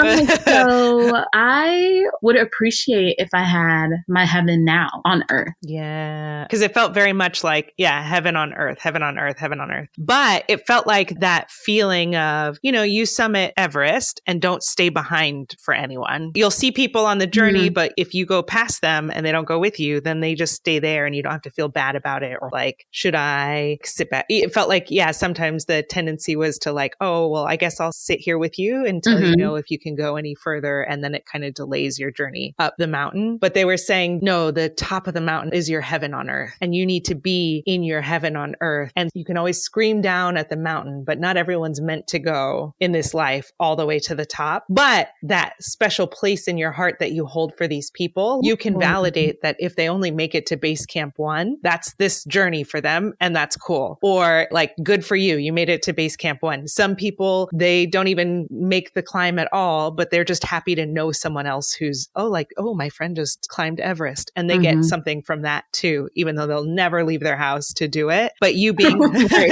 but also, that's their journey this life. And that's cool. Like if that's what you're going to do, I don't need to not climb Everest because you don't want to, or it's just not for you this life. I got to go do it. And then I can take my video. I can broadcast. Yeah. They had you broadcasting, but it wasn't a live stream. It was like you screaming down the mountain on like a megaphone. Yeah. And you could do that sometimes. Sometimes you could just chill. Sometimes people will join you up there, but it's like a spectrum. It was like getting rid of this. You're either in or you're out. You're in heaven or you're in hell. It was about the full spectrum. It's the journey, and you could be anywhere along that journey, but you need to be where you're supposed to be on the journey instead of waiting. Just because someone's not there doesn't mean they're in hell or that they're out or that they're whatever. Just because you're not at the top doesn't mean that you're in hell or that you're out. And that it's not for you. Like, it's still just the journey, but you're meant to be there. It was your time to step into that place. And so that integrating into the body was like you stepping into heaven on earth. That is very interesting. I feel parts of it, like I was saying, with my family, and just knowing that there were some people I was going to have to say goodbye to, even just on that visit. And after that visit, our relationships changed. And I was like, oh, so I ended up really saying goodbye to these people. And at the time, I was like, can I have this one friend, please? Please, can I just keep this one friend? And we're still friends to this day. But I remember just being so sad. Like, why do I have to do this by myself? So that makes so much sense. And even just being here, I've had to kind of establish that this is my spiritual journey. And if I want to read tarot, I'm sorry, like that you feel like I have evil spirits, but I'm helping more people than I'm hurting. And so I have to stand in this, because I was called to it and I was called to this place. And it doesn't matter if Georgia likes it or not, if this is my city or not, I have to stand in this place and do this thing. It's not leaving me alone. It's not something that I can just lay down and not do, because when I do that, it's not just being passive. It's like killing a piece of me. That's not the journey either, Yeah, that's great. And it's very brave. Like, it's hard for people, I think, to stand in their truth in the face of, well, if all these people think this, am I the wrong one? No. That's their story. And it's very brave of you to let that be theirs and not yours. Thank you. I struggle with it a lot, but ultimately I have decided that I would rather take the chance than to go with the status quo and find out that everyone was wrong. And I was passively following along with them and they're all wrong, instead of me just going the way that I felt like I was supposed to go. And instead of getting an A on my paper, I failed the class with everybody else. Yeah. Even if you're wrong too at the end of the day, like if everyone's wrong at the end, at least on the way you were doing your thing and not theirs. Because then it's like a double blow. Yes, absolutely. Because who wants to be a follower and fail the class? I don't want to be a follower and fail the class. Like, that's crazy. Yeah. I was raised to be a leader. I was always told that when I was younger. Be a leader. Don't follow everybody. And then I moved here and everybody's like, be a follower. Don't be a leader. Like, what are you doing? Why are you like being a salmon and swimming upstream when you should just flow with everyone else? And I'm like, yeah. And that's all that matters. Because I love job. Someone recently called it like a low cognitive load job. And I was like, yes, because I want to be creative and I don't want all of my energy to be taken putting out fires, because I love a puzzle. I'll spend a lot of time putting out fires and enjoy it. But then I'm like, oh, wait a minute. I'm doing all of your puzzles and not my puzzles. Yes, I want space to do my puzzles. So I can appreciate that. Exactly. Yeah. That's how I feel on this journey too. I'm like, something that felt really specific was that when it's time to release stuff, we go somewhere, like someone has to pull it out from somewhere, but you were like, oh, all of this, I have it with me. And you were like ready. I thought that was so funny. It was. I thought so too, yeah. Does it resonate at all? Or it definitely does. I think because with my basic knowledge of astrology, but because I'm an air sign, I think about everything all the time. And so I have thought about so many things. Yeah. And so I'm like, if you say, well, I think you're kind of codependent, it doesn't hurt my feelings. It just brings to mind all the times when I was like, I think this is very codependent of us to be having this interaction, blah, blah, blah, because I've thought about it already. Well, are you talking about all this stuff, all this codependent stuff that I've done? Yes, you are right. I am codependent, yeah. Let me build a case for you. Yeah. Right, exactly. I'm like, no. I recognize all of that. Oh, and then the other thing is that there was a Marie Kondo ceremony. Is that like a thing that you've done, that methodology? Mm-hmm. I had done it. When it first came out, I watched the whole season and I was like, this is incredible. Look how she folds all the things. And then she like takes each thing and holds it and like sees if it brings her joy or not. Like I definitely have done it. I even introduced myself to my apartment, just like she said, to do with her home and like all these things. Like I did all the things. Like I was in it. I was completely in it. And then I think I cleaned out my closet and then I was done. I was like, this is a lot of work. It is a lot of energy. Yeah. Yes. It's so funny. Yeah. Cause that was like a very specific style of letting things go to. Yeah. Okay. So you already mentioned some of the ways that the forgiveness stuff came up. I'm always curious about like physically, have you felt any difference in your body since the healing session? Actually, I haven't had as much anxiety and I definitely haven't had as much fear as I had before. Like living in the country, it is so dark out here. And I'm like, okay, cats. I'm like to my cat, come on in. We got to shut it up. Got to lock it in, turn on the lights. We got to do the things. And I haven't been that way all week, And so that's been so nice. Oh, that's so interesting. And it is a lightness. It really is. Like, I just don't feel as bogged down with things, even like overeating. I'm like, today I made a reasonable size portion and ate it. And I was like, oh, I feel fine. Like I'm not going to eat anymore. And so I just stopped. And I do have a history of like eating disorder. So, I have the tendency to like binge and I just haven't had that feeling of just needing to like eat more to like stave off other feelings or whatever. So I have been really impressed with, how it has come about in my life, even just in this short amount of time, how it has like changed little things that I've noticed. That is very cool. And, you're someone who traffics in magic too. It's like one of those things where, all I can do is report on what I see. And then sometimes people may or may not, especially because I do it via recording instead of in person, people may or may not report back that anything means anything to them. And I'm like, okay, well, I hope that was something. Right. And so it's one of those things that's, yeah, it's like it's always interesting to notice. And I wonder if you feel this way about readings too, where it's like, oh yeah, that's really resonant. And I've changed my life because of it. Like people won't necessarily report back that they've no, they don't. Yeah. Or like during the reading, you're like, that doesn't resonate at all.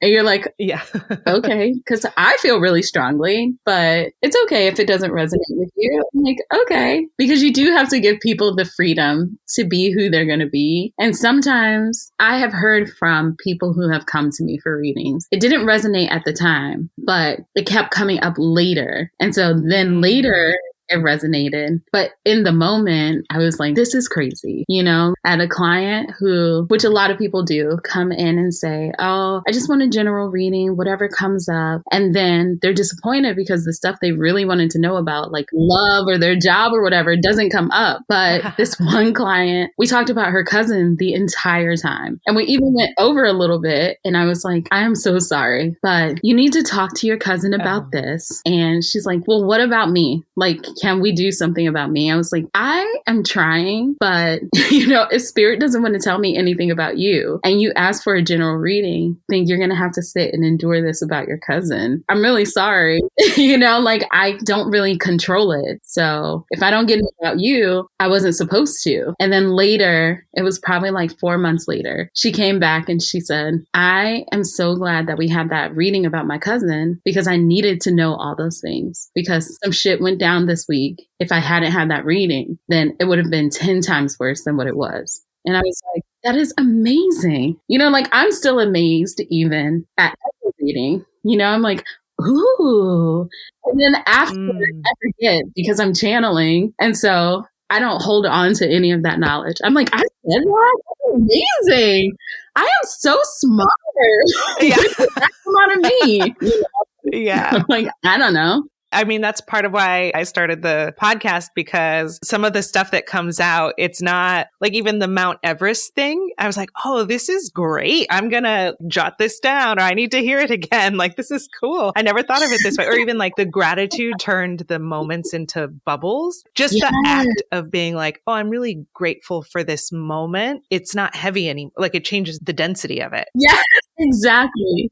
And even what you said about the memories being so heavy, like marbles, bending the space-time continuum, I was like, it was so smart. I was like, who is she?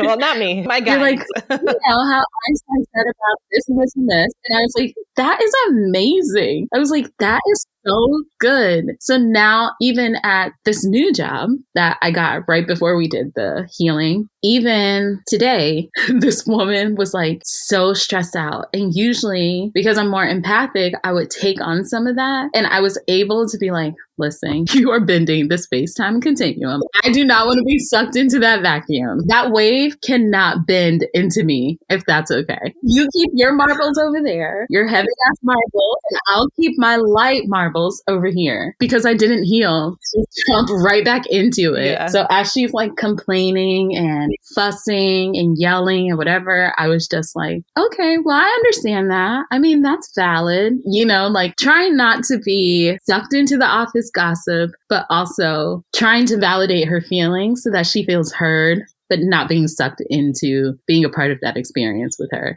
Oh, good. Yes. Yeah, so I was like, oh, that was so good. Like I can literally see it in my mind, like the bend of it. Yeah, I was like, that was such a great picture. The first time that I saw it too, I was like, oh, this is like Einstein's relativity. And I was like, I don't know about Einstein. I should be careful with how confidently I say some of this stuff.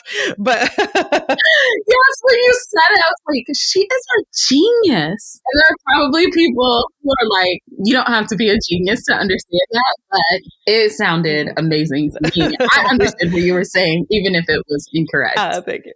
I did look it up after, and I think it is relativity. It's amazing. It's one of those things where I'm looking back at now, like, oh, was I good in school or was I psychic? Right. No, that's so true. That is so true. Yeah. I was thinking about that actually today, or maybe it was yesterday. You know, time kind of like folds in on itself sometimes. But I think it was today because I was thinking about all the times that people told me I was insane. And I was like, intuitively just knowing things. Like my friend's phone went off in the car one time and it was sitting on top of the dash and then it interrupted the radio broadcast or whatever. And I was like, just flippantly, like, oh, it must be the electromagnetic fields bumping into each other. And she was like, what? I don't know. It just feels like common sense. Like, did you not learn that in 8th grade? I learned that in 8th grade. And she was like, okay. And like, before hip hop abs, I was like, you know, if you just bend your knees into your stomach while you hold it tight, that's like doing sit-ups. And my mom was like, you're so weird. And then hip hop abs came out 20 years later. And I was like, I could have been making millions of dollars. And you told me I was a weirdo. And so I never told anybody else about it. I'm like, one of these things, I'm going to have another brilliant idea that seems like common sense to me. And it's going to make so much money. I'm going to be so famous. I'm like, stop telling people that they're crazy when they have a great idea. Oh, yeah. That's like one of the burdens of being ahead of your time, I think. And then it gets validated and it's like, oh, damn. Exactly.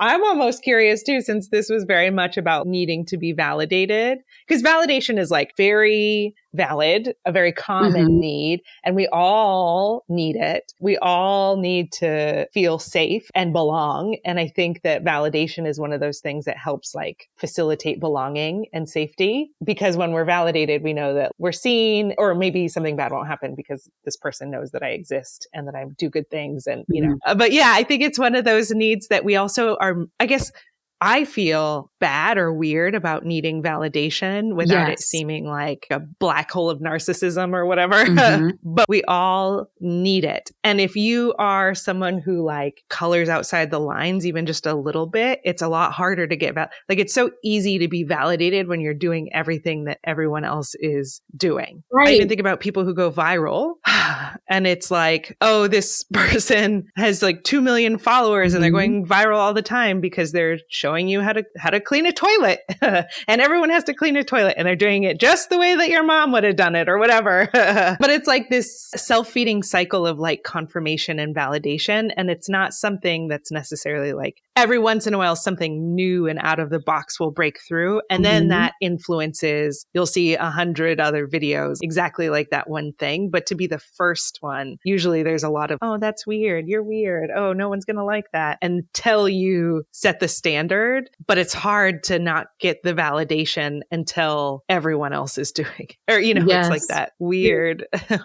painful cycle. Yeah, that's so true. So true.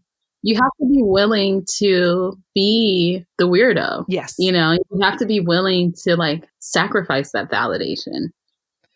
Yeah. Or get it from somewhere else. Like get it from, I mean, it could come from within, but I also, that's one of those things like forgiveness where I don't know what that means. That's not going to happen for me.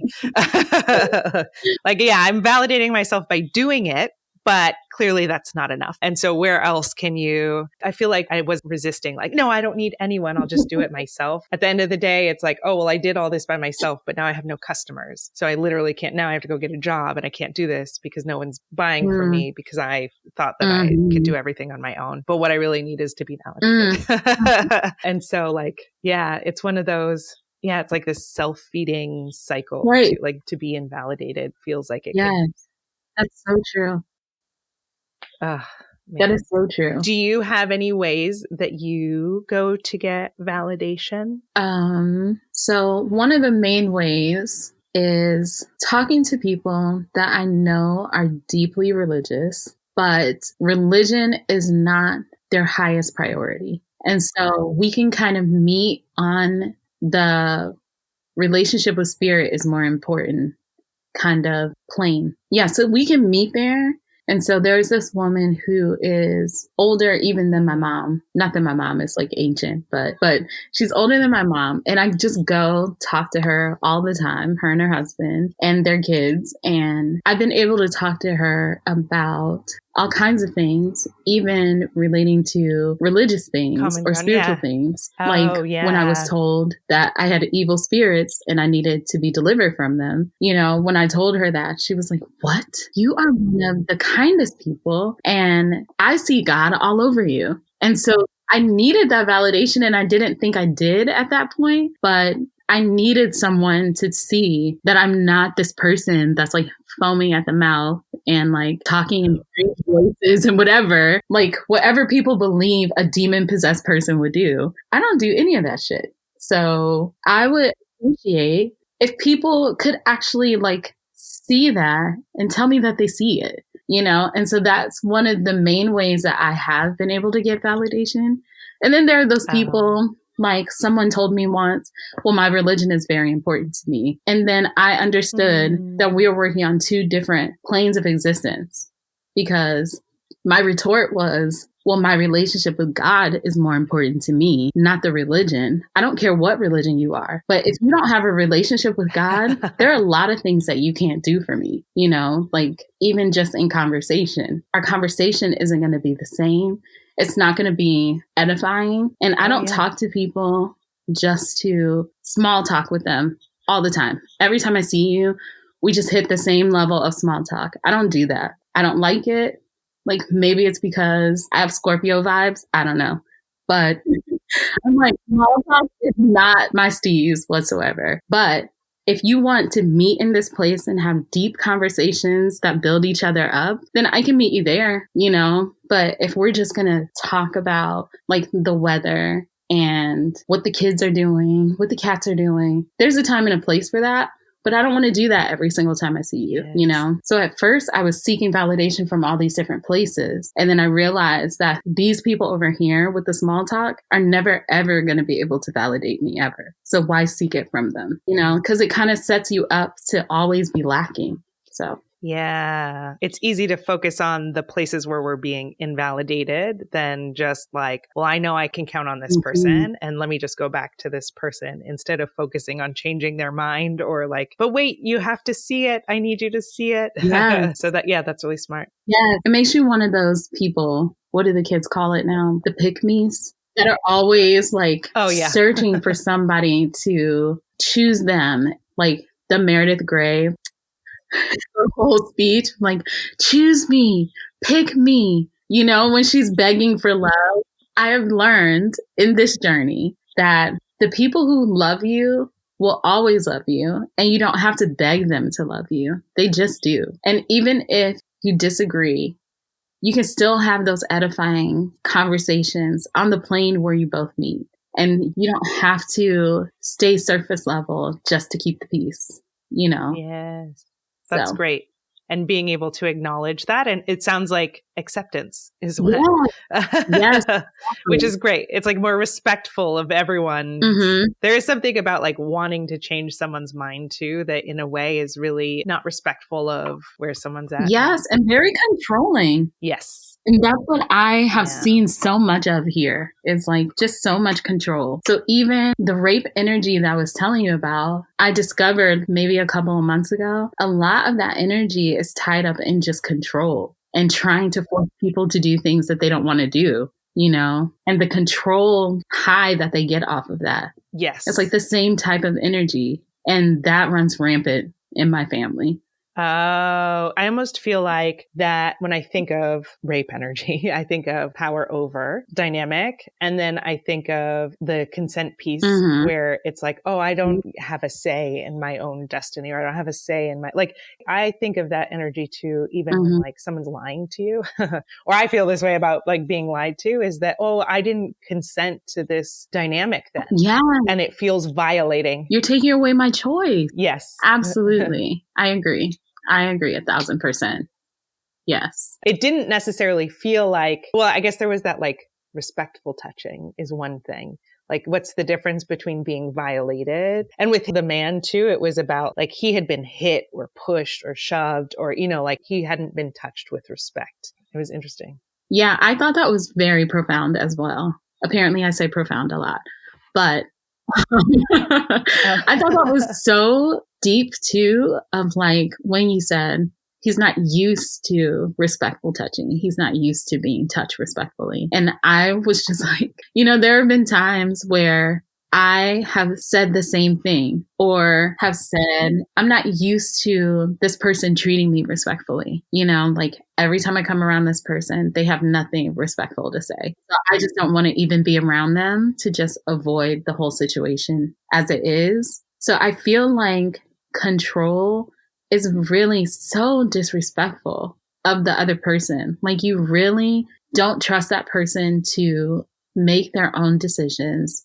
to live their own lives. Like you feel like you have to be the voice and the conscience and take the reins of everyone's life around you. And I know that there are other people that deal with that all the time, but I moved here and I was just so shocked and dumbfounded that my family was like this. I had no idea. And I was like, I have been bamboozled. I feel some kind of way about having moved here. I was like, my great grandma bamboozled me. I am a grown adult. Like I am a full adult. Why do you feel the need to control what I'm doing? It literally has nothing to do with you. But I feel like people get so wrapped up in their image in whatever way that they feel like they're being seen, that what you do, they feel like kind of by proxy goes on to them. People know that you don't like tarot cards. So for me to do it, they know that you have not sanctioned this whatsoever. So it literally has nothing to do with you. And no one's going to look at me and say, well, you know, so-and-so does all these things behind our backs. And, you know, this person has evil spirits. So, you know, her daughter has evil spirits. So, you know, she must have them too. Or, whatever the case may be. Yeah. Well, if you're not solid in who you are, what you're about, it is really easy to feel like anything around you can tarnish, like that it can splatter on you, because in a way that's like a powerlessness over your own life. Yes. I mean, in a way, it's almost like a victim mentality. If you living your life has any say over my life, then I'm fully giving my power over to you. Exactly. But it's easy to fall into that trap, and it's very hard to stand in your own. Mm-hmm. Just for you to do your thing is like giving permission forwards and backwards for other people to do the same, which is really powerful. Yes, I agree. And I guess I never think about it like that. I think I just always think, I just don't want to do what everyone else is doing, because I look at everyone around me and I'm like, it's not like your life is any worse than mine by any means, but it's also not any better.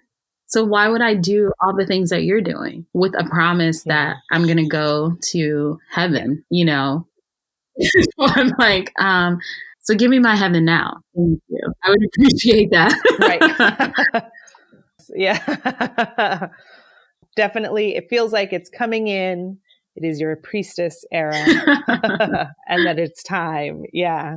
Time to step into it, which is pretty cool. Yeah. Thank you so much for this experience. It has literally been so wonderful. Oh, yay. I'm so glad. Well, and thank you. I just did a reading with you, and I feel a little more hopeful than I felt before the reading. And it feels like it's going to lead to like really powerful. I have hope that there are even going to be powerful shifts, and not feeling like, oh, the world's burning around me. So I really appreciate what you do too. I think that there's something about just opening up possibility that's really profound. Thank you. I appreciate that so much. I really do.